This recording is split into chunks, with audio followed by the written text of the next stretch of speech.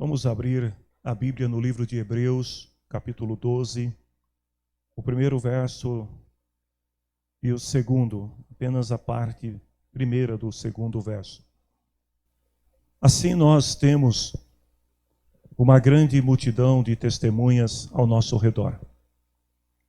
Portanto, deixemos de lado tudo que nos atrapalha, o pecado que se agarra firmemente em nós, e continuemos a correr, sem desanimar, a corrida marcada para nós. Versículo 2. Conservemos os nossos olhos fixos em Jesus, pois é por meio dele que a nossa fé começa e é ele quem a aperfeiçoa. Amém? Você pode orar comigo em nome de Jesus? Obrigado, Deus, por tudo que nesta noite o Senhor permitiu que oferecêssemos a Ti em Tua honra. Cada canção, cada palavra, Senhor, que nós cantamos, Senhor, de coração, de espírito, em verdade, porque amamos o Senhor e amamos estar na Tua presença. E aqui está, Senhor, a família constituída não por laços sanguíneos, mas a família da fé, a família que o Senhor tem preparado, tem reunido neste lugar, para nesta noite recebermos também de Ti o que o Senhor tem para os nossos corações. Deus, eu peço humildemente, toma a minha vida nas Tuas mãos. Senhor, toma a vida de cada um de nós em Tuas mãos. Que os nossos pensamentos, nossos ouvidos estejam atentos a toda palavra, Senhor, reproduzida nesta noite. E que Teu Espírito Santo traga, Senhor, conforto, alegria, paz, esperança. Aumente, Senhor, a fé no coração do Teu povo. Em nome de Jesus. Amém. Podemos assentar. Queridos irmãos, há 2 semanas atrás, eu falei para vocês que neste ano nós vamos falar muito sobre a fé. Nós estamos no ano de avançar pela fé. E a vida do crente, a vida cristã, ela é uma caminhada de fé. Ela começa pela fé, ela segue pela fé e termina na fé. Quando o apóstolo Paulo estava encerrando a sua carreira terrena, ele disse o seguinte: eu combati o bom combate. Eu acabei a carreira, mas guardei a fé. Cada passo que a gente dá é um passo de fé. Nós vivemos, nós andamos pela fé. E esta fé que nós professamos é a fé que permite trazer à existência ou materializar as promessas que Deus tem sobre a vida de cada um de nós. E cada vez que nós conquistamos a promessa de Deus, cada vez que pela fé, ao avançar, nós tomamos posse, nos apropriamos daquilo que Deus tem para a nossa vida, a nossa jornada, ela toma um novo sentido, porque novos objetivos surgem à nossa frente, novos propósitos, e a gente nunca para. O crente, ele está sempre rompendo de fé em fé, até o dia que o Senhor o chama. Jesus, ele disse lá em João capítulo 15, versículo 16, falando a respeito da chamada que ele nos fez, que é também uma chamada de fé, porque o crente, ele se compara a uma árvore, aliás, a uma semente, que ela cresce e se torna uma árvore frondosa, uma árvore frutífera que vai gerar frutos, e desses frutos virão sementes que depois de lançadas também irão crescer, e assim o ciclo da fé nunca para, um ciclo contínuo. E Jesus em João 15,16 falou assim: eu escolhi vocês, para que vocês possam ir e dar frutos, e que o fruto de vocês permaneçam. Agora o interessante é que tudo começa com uma semente. A semente que Deus coloca no coração de cada um. Ele é a origem dessa semente que brota no nosso coração, que é a fé. E a partir daí, a gente vai trabalhando e como Jesus disse, eu escolhi vocês para que vocês tenham frutos. Mas o que é o fruto da fé? O fruto da fé, ele acontece, ou melhor, ele nasce, ele surge, quando esta semente que Deus brotou no nosso coração, ela cresce e ela se reproduz. Por isso que a fé é algo que não deve jamais ficar, como que eu posso dizer, a fé não pode jamais ficar paralisada, ser uma fé passiva no coração do crente. A nossa fé, ela exige que a gente a cada dia se movimente, que a cada dia a gente avance, que a cada dia a gente conquiste o que Deus tem para nós. Então, se você tem esta semente da fé no teu coração, você deve distribuir esta semente. Você deve fazer com que ela se reproduza na vida das pessoas. Ontem eu estava meditando nesta palavra, quando eu recebi uma ligação da minha sobrinha que está aqui. E ela pediu que eu orasse por uma pessoa. E eu peguei o telefone e liguei para a pessoa que estava no hospital. Mas o que me chamou a atenção foi que no momento que ela falou comigo, foi exatamente o momento que eu estava falando sobre reproduzir a fé na vida de outras pessoas. E eu pensei comigo, falei, Senhor, eu vou ligar para uma pessoa que está doente. Mas o que eu posso dizer para ela? E o Espírito Santo falou no meu coração, você precisa ativar a fé no coração dessa pessoa. E eu orei por ela. A fé, ela deve ser ativada no nosso coração cada dia. Nós não podemos ter uma fé passiva, uma fé morta, uma fé inoperante. Então, quando Jesus fala assim, vocês devem ir e dar frutos, significa que nós devemos estar sempre em movimento. Como diz o autor aos Hebreus, nós devemos estar olhando para Jesus e não permitir que o pecado que tão veementemente tenta se apoderar de nós, tenta nos agarrar, tenta nos impedir de avançar. A gente olha para Jesus e vai em frente pela fé. Vamos avançando e confiando no Senhor. Eu diria que a fé, ela pode se comparar, um exemplo bem simples que eu vou dar para vocês, de um pai que promete dar um presente para o seu filho no aniversário.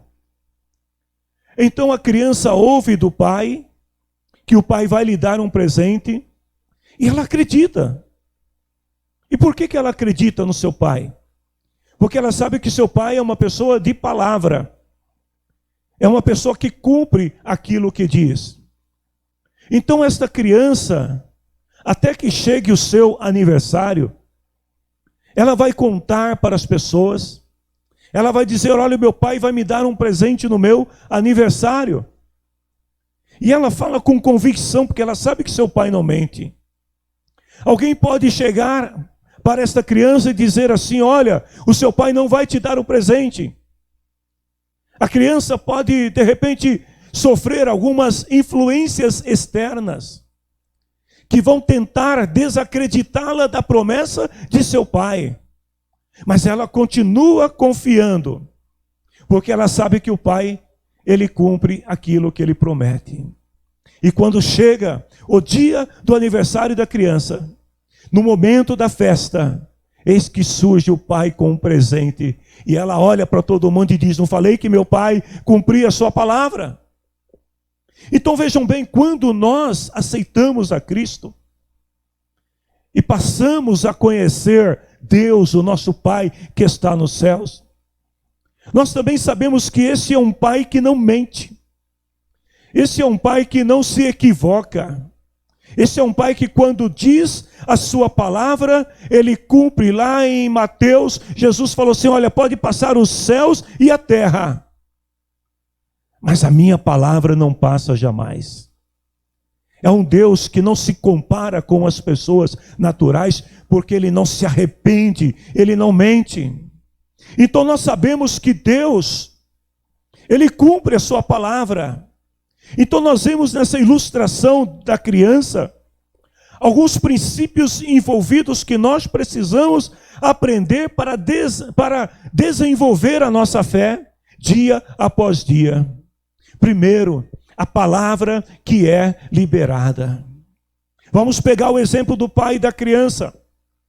O pai disse para o filho, chamou o filho e falou, eu vou te dar um presente no dia do aniversário. Ou seja, o pai liberou uma palavra, ele deu a sua palavra, ele empenhou a sua palavra ao filho. E aí vem o segundo princípio, que é acreditar ou não acreditar na palavra do pai. Aquela criança poderia dizer, meu pai é legal, ele fala coisas que ele não vai cumprir.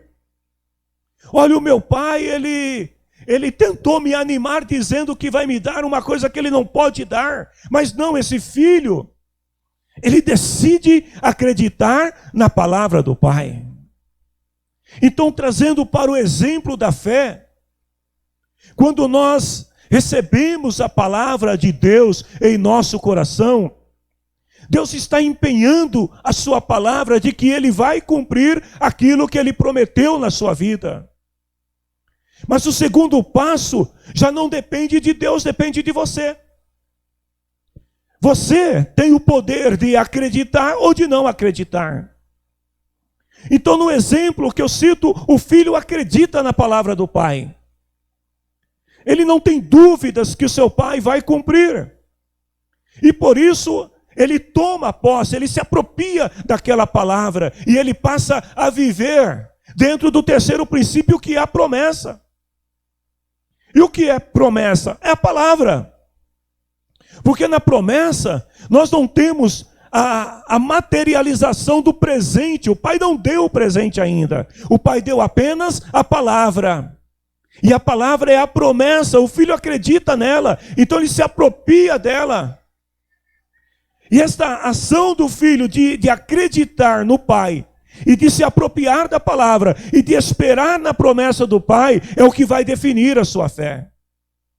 Então a ação dele, a forma como ele age, a maneira como ele vai reagir também diante das pessoas que vão dizer para ele, olha, o seu pai não cumpre, e ele vai dizer, não, meu pai vai cumprir.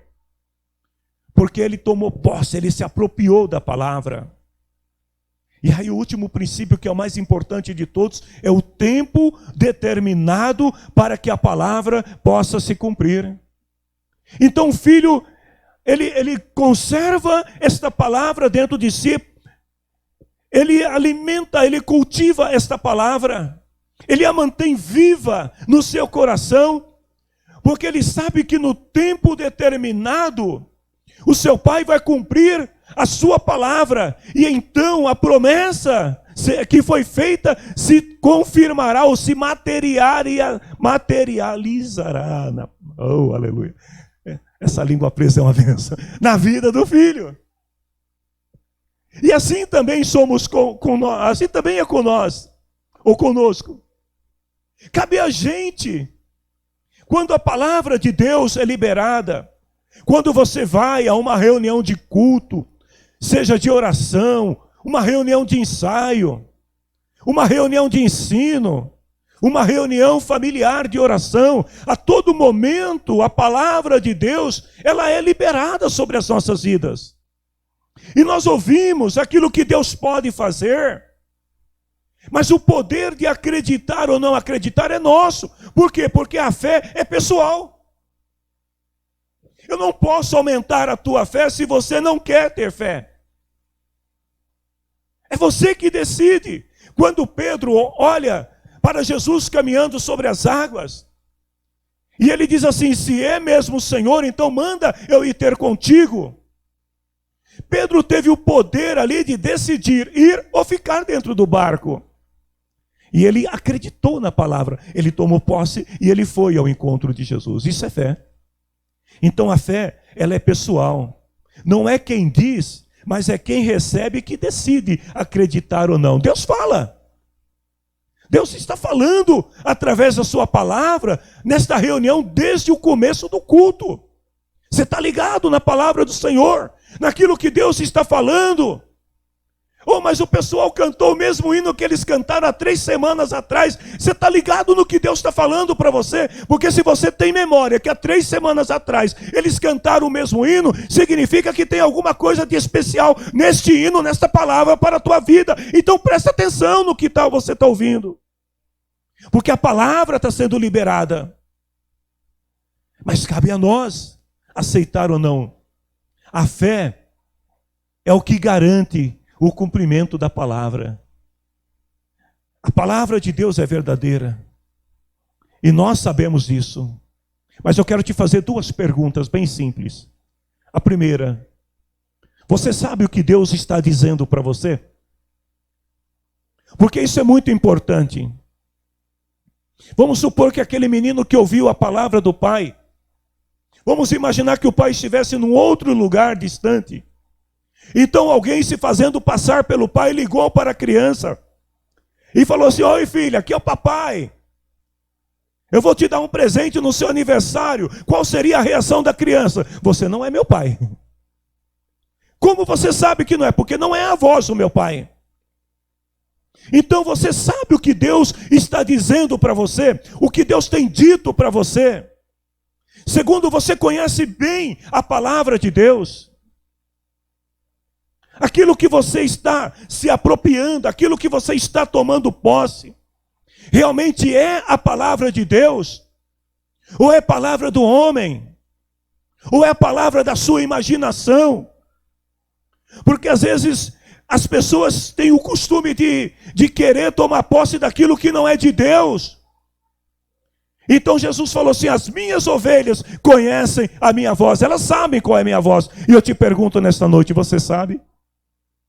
Você consegue discernir qual é a voz de Deus na tua vida? Jesus falou assim: se vocês estiverem unidos em mim, e a minha palavra estiver em vocês, tudo que vocês pedirem, vocês vão receber. Mas vejam bem o que Jesus falou: a minha palavra não é outra palavra, é a palavra de Jesus.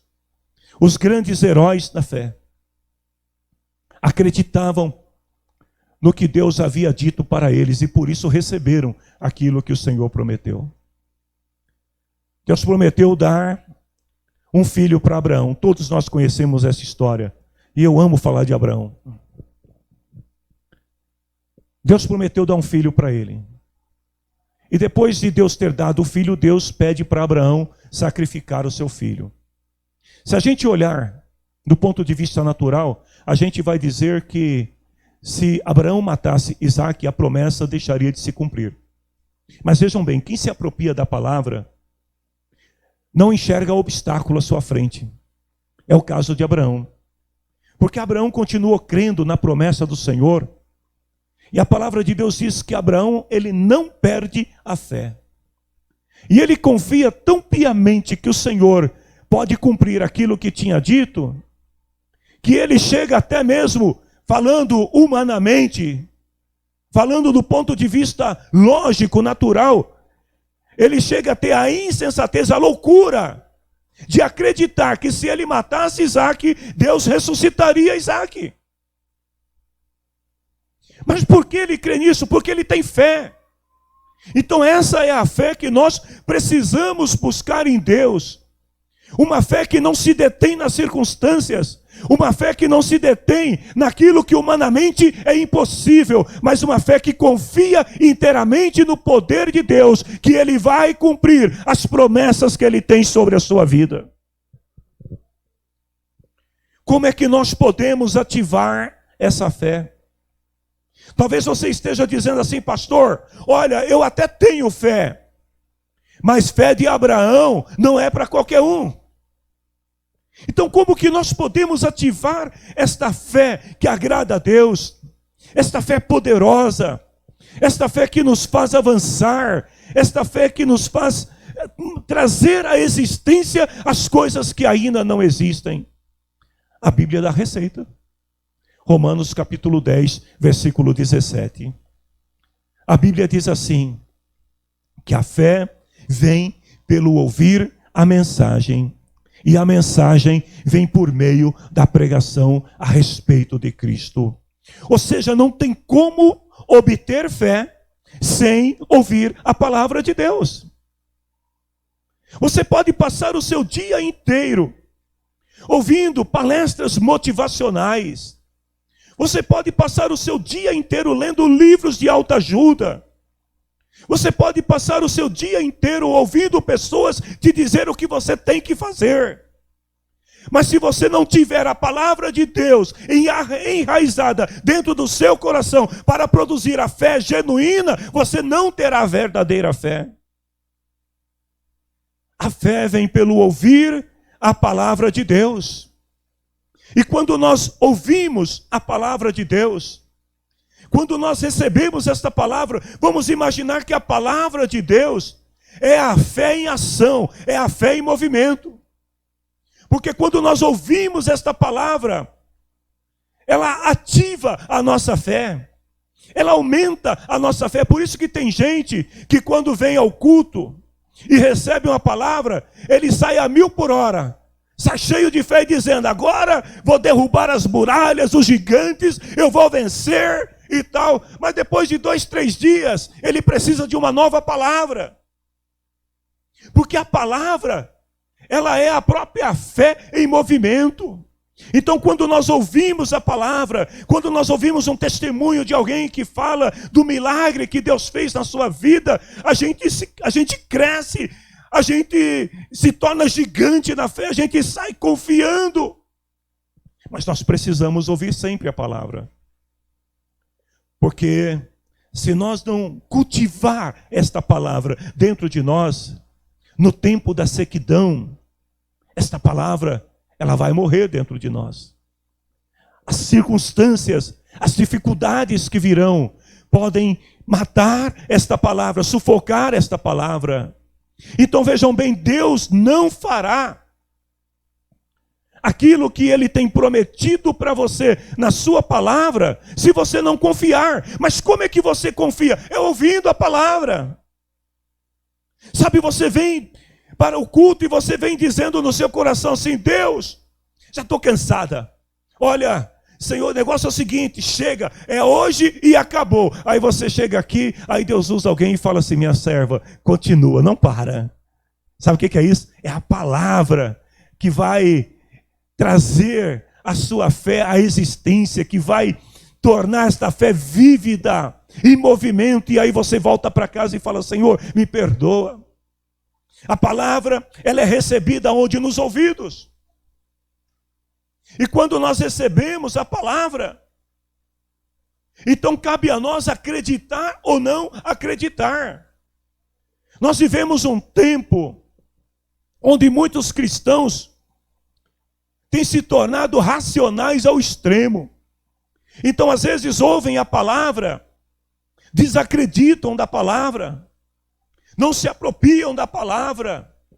Alguém conta um testemunho e aí surge um monte de interrogações. Mas o poder de acreditar, lembre-se, cabe a você. Então quando você ouve a palavra e você acredita na palavra no coração, naquilo que Deus pode fazer, naquilo que Deus vai cumprir, e você começa a professar isso, então a sua fé, ela começa a crescer dentro de si. E aí no tempo certo, a promessa se cumpre. Quando nós acreditamos em Deus e no que Ele prometeu, nós abrimos caminho para que a palavra se torne realidade em nossa vida. Você quer alguns exemplos na Bíblia? Noé. Quando Deus fala com Noé, e Deus lhe dá uma ordem para construir um barco, Noé constrói um barco aonde? Num campo de terra seca. Dá para você imaginar isso? Imagine alguém aqui no Alto do Paulista, construindo um grande barco. Aí você passa e fala para a pessoa, por que você está fazendo um barco aqui no Jardim Paulista? Porque tudo isso aqui vai encher de água. Deus vai trazer chuva, a água vai subir, vai inundar tudo. O que você diria para uma pessoa dessa? Mas Noé acreditou na palavra de Deus. Ele constrói um barco em terra seca e salva a sua família no dilúvio. Abraão, ele acredita na palavra de Deus e ele se torna pai quando já era estéril. Moisés toma posse da palavra de Deus quando o Senhor fala para ele: Moisés, toca nas águas. E Moisés toca e as águas se abrem.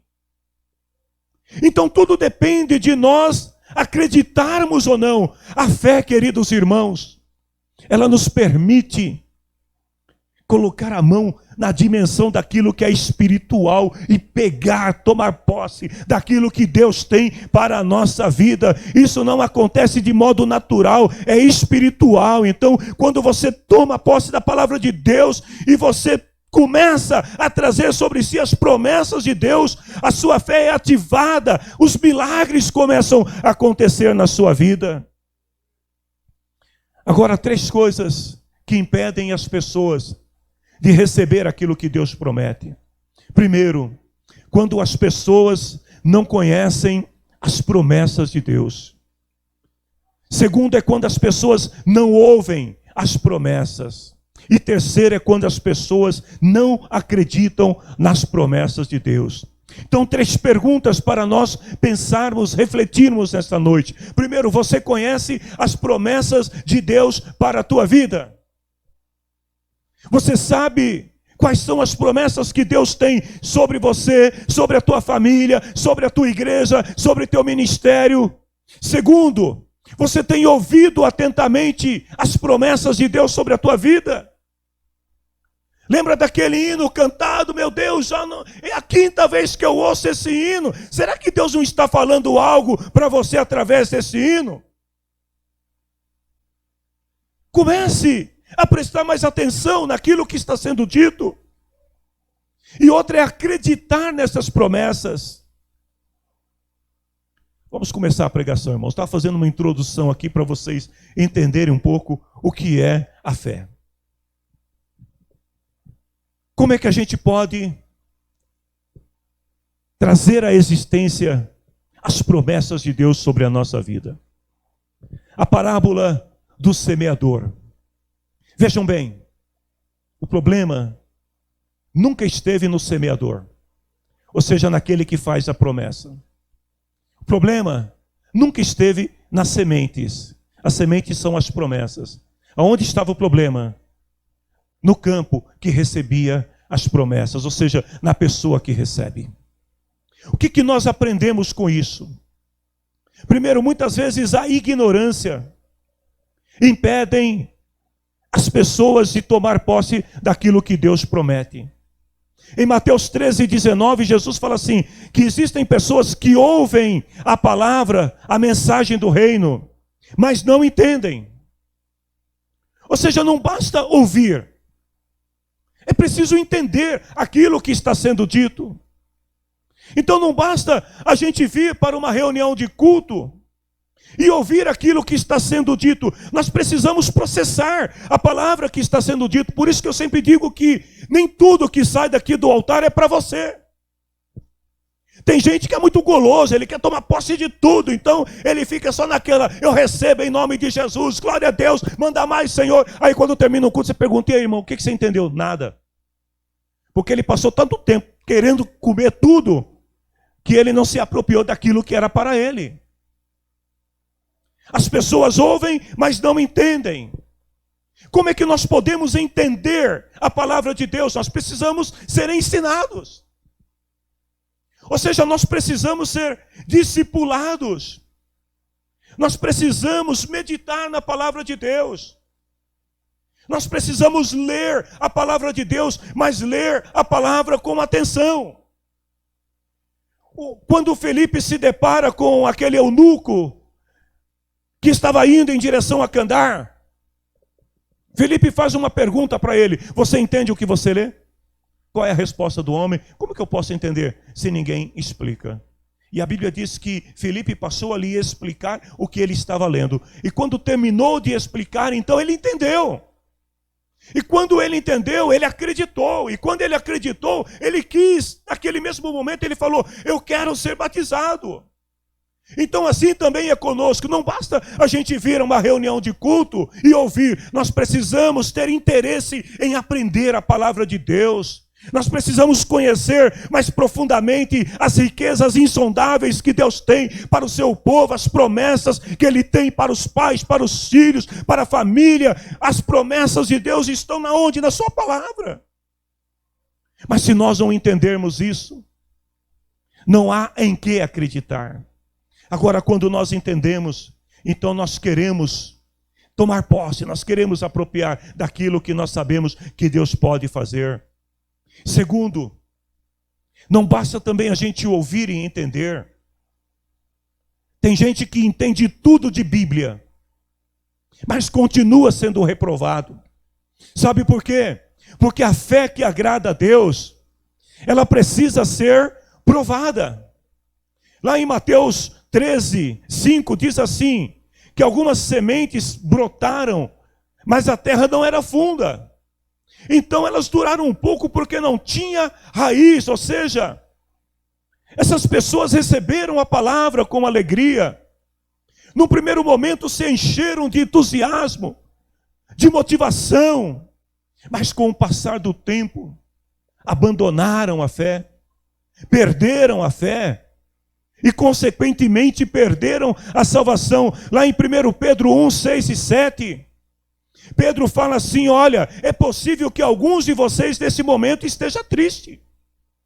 Ou seja, nessa caminhada de fé, nem sempre você vai estar sorrindo. Nem sempre você vai chegar na igreja com um sorrisão aqui no rosto e dizendo assim: eu estou satisfeito com Cristo, eu estou feliz, glória a Deus, está dando tudo certo. Não. Pedro diz: pode ser que alguns de vocês nesse momento estejam tristes. Mas essas provações são para provar que a fé que vocês têm é verdadeira.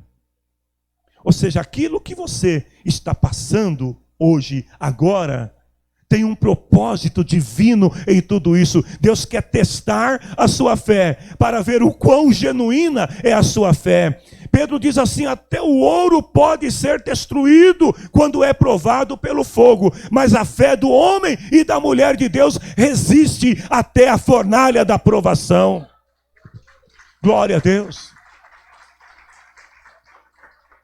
Ele fala assim: a fé que vocês têm vale mais do que o ouro. O fogo não pode consumir esta fé. Então ela precisa ser provada para que vocês permaneçam firmes. E uma vez firmes e aprovados, vocês recebam a recompensa do Senhor. Queridos, não existe outro método. Você precisa ler. Você precisa aprender, você precisa ouvir a palavra do Senhor, precisa conhecer a Deus, você precisa, ao conhecer, acreditar naquilo que a palavra diz, e depois tem que se preparar para o teste da fé, e uma vez testada a sua fé, aí você diz assim: então agora está tudo bem, venci. Não. Mesmo aquele que ouve, que acredita, mesmo aquele que entende, mesmo aquele que tem uma fé provada, ele precisa continuar sempre vigilante. Sabe por quê? Porque existe a tentação. E se você está preocupado porque está passando por uma prova e já está reclamando com Deus, falando: Senhor, não dá para facilitar, Senhor, não dá para liberar aí para a gente, deixa para depois. Deixa eu te falar uma coisa. Você que já venceu o teste da fé, fique sabendo que a tentação, ela também vem. E quando é que surge a tentação? Quando nós negligenciamos a palavra do Senhor. Quando Deus fala conosco, Jesus diz assim, que alguns creem somente por algum tempo. Chega a tentação e abandonam tudo. Quando o inimigo não consegue roubar a sua fé, sabe o que ele faz? Ele tenta você para pecar. Quando ele não consegue tirar a semente da fé que está em você, ele vai tentar te levar a pecar. Tem um exemplo na Bíblia de um jovem chamado Esaú. Todos vocês conhecem a história desse rapaz. Ele tinha uma promessa linda da parte de Deus. Ele seria pai de multidões, pai de uma nação. Era a promessa sobre a vida dele. Mas um dia ele estava cansado. Ele chegou com muita fome. E o seu irmão, então, lhe disse o seguinte: me passa a sua bênção, o seu direito de primogenitura, e eu te dou um prato de sopa. E a Bíblia diz que, no mesmo momento, Esaú disse para o seu irmão: de que me serve a bênção, o direito de primogenitura, se eu estou com fome? Queridos, quantas pessoas que falham na fé, porque no momento de insensatez, porque no momento de loucura, de fraqueza, acaba cedendo e perde a bênção de Deus sobre a sua vida. O escritor aos Hebreus, no capítulo 12, versículo 15, ele falou assim, por 3 vezes ele usa essa expressão: tomem cuidado. Tome cuidado para que ninguém abandone a graça de Deus. Tome cuidado para que ninguém se torne uma planta amarga. E tome cuidado também para que ninguém se torne imoral e perca o respeito pelas coisas sagradas. Aqui ele está falando da promessa. Perca o respeito pela promessa. E ele fala: Esaú, por causa de um prato de comida, vendeu os seus direitos de filho mais velho. E como vocês sabem, depois ele quis receber a bênção do pai, mas foi rejeitado, porque não encontrou um modo de mudar o que havia feito, embora procurasse fazer isso até mesmo com lágrimas. Imagine a história de Esaú. Alguém que tinha uma promessa sobre a sua vida e de repente ele perde esta promessa. E a Bíblia diz que mesmo com lágrimas, ele não conseguiu recuperar aquilo que ele perdeu. Queridos, a tentação é uma das batalhas mais difíceis na vida do cristão. Por isso que nenhum cristão que tenha plena consciência da sua fé vai brincar com a tentação. É por isso que nenhum cristão consciente vai querer enfrentar a tentação de peito aberto. É por isso que a palavra de Deus diz, Paulo, aconselhando o jovem Timóteo, fala assim: foge, cai fora, some, sai correndo. Não brinca, porque você não tem poder para vencer tentação. Você achar que, eu já tenho fé, eu passei no teste da fé, a minha fé é mais refinada do que o ouro, oh, aleluia, eu estou forte e vou vencer. Cuidado. A Bíblia diz que é melhor fugir da tentação do que tentar enfrentá-la, confrontá-la e perder a fé. Vejam bem, a prova você pode suportar, mas a tentação não provém de Deus. A prova é Deus testando a sua fé. Mas a tentação, não confunda prova com tentação. Tem muita gente sendo tentada e falando: é Deus que está me provando. Cuidado. Porque a tentação não procede de Deus, mas do diabo. E ele vai te tentar além do teu limite. Outro ponto que nós devemos ter cuidado, porque muitas vezes a fé se perde, é quando nós nos iludimos com as riquezas.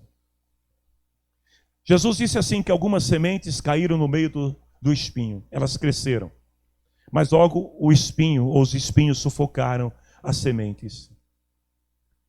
Quando a gente fala de espinhos na Bíblia, o espinho sempre vai remeter a alguma coisa ruim, a maldição, ao pecado.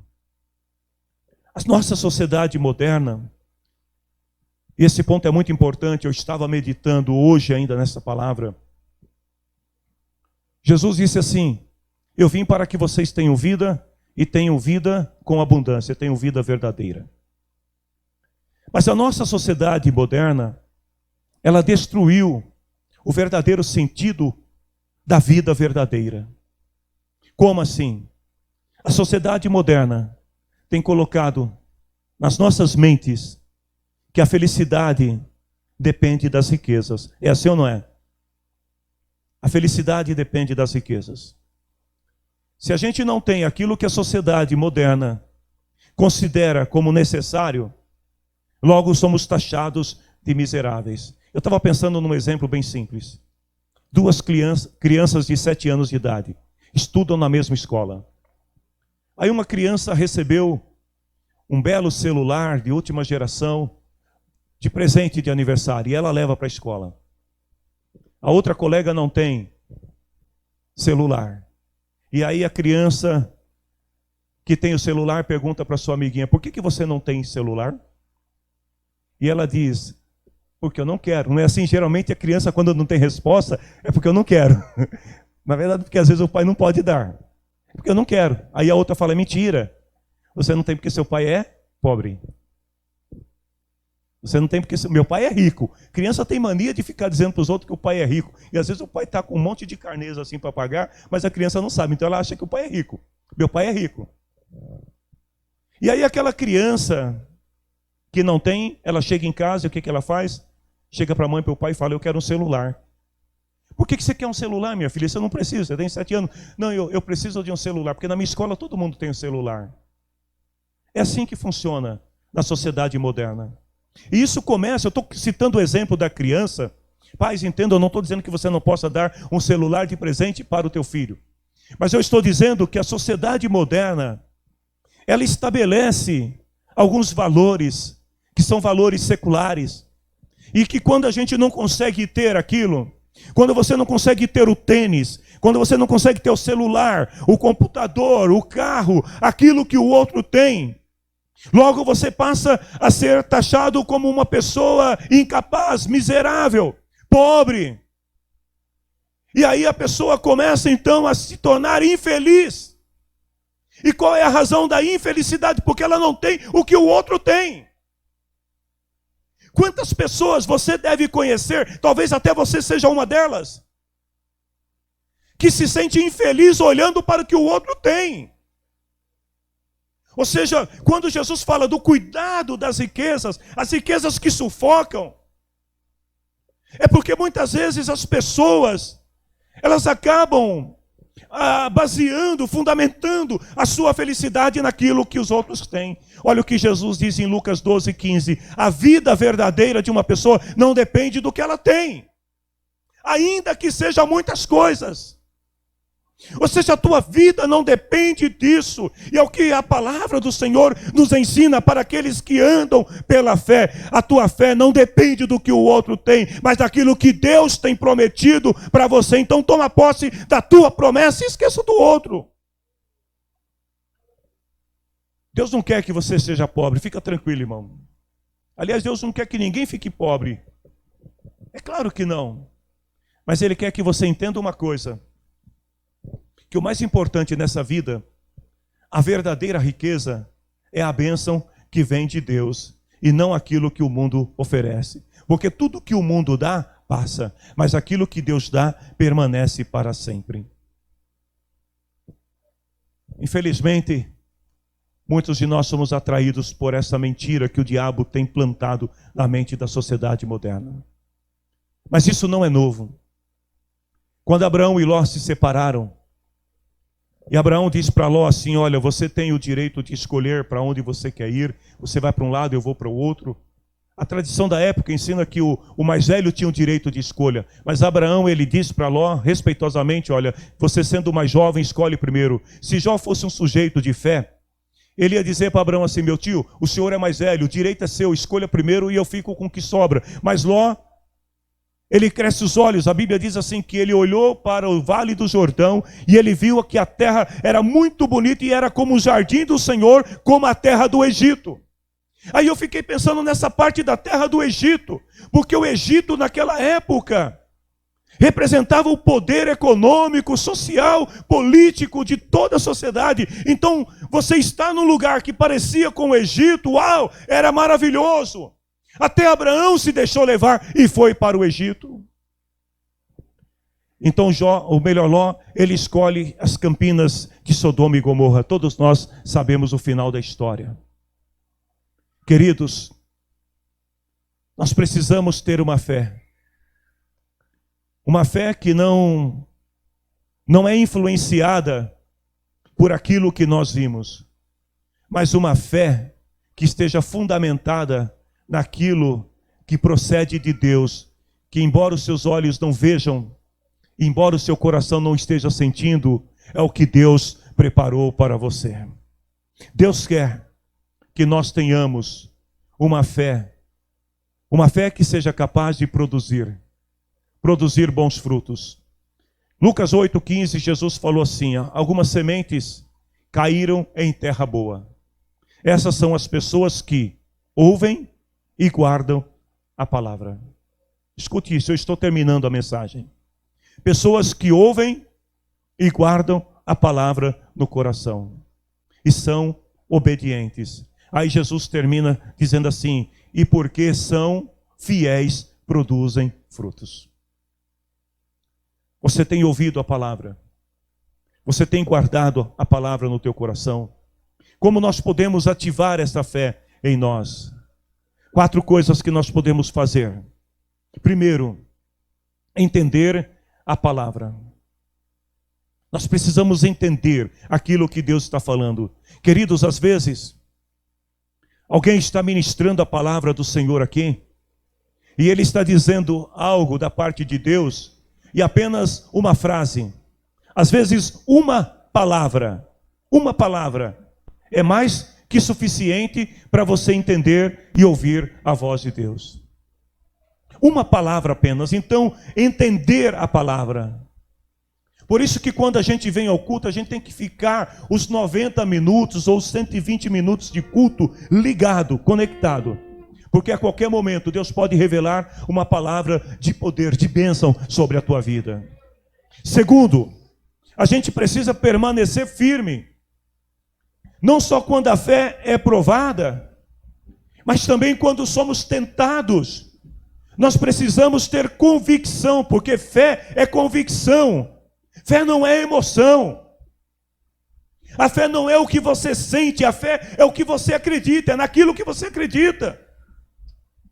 Então, ainda que você não esteja sentindo coisa alguma, em teu coração creia, tenha fé em Deus, que Ele é poderoso para cumprir as promessas dEle na tua vida. Terceiro, como é que você suporta a tentação? Como é que você consegue resistir à tentação? Além de correr e fugir, é mantendo comunhão com Deus. Porque quando você está em comunhão com Deus, Deus mostra para você. O salmista diz lá no Salmo 119, 105, se não me falha a memória: lâmpada para os meus pés é a tua palavra e luz para os meus caminhos. Quando a gente tem comunhão com Deus, a gente vai caminhando pela fé. Aí de repente tem um perigo à frente. Se nós estamos em comunhão com Deus, sabe o que acontece? Deus fala conosco. É assim ou não é? Deus fala, Deus nos alerta.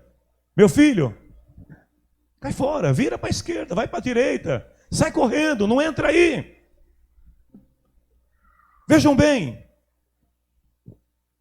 nós precisamos ter comunhão com Deus, porque se nós não nos relacionarmos com Deus, através da sua palavra em nós, nós seremos presas fáceis. Aquelas sementes que estavam lá no caminho, veio o passarinho, pegou aquelas sementes, porque faltavam raízes. E em quarto lugar, e então eu te convido para se colocar em pé. Em quarto lugar, nós precisamos perseverar com paciência.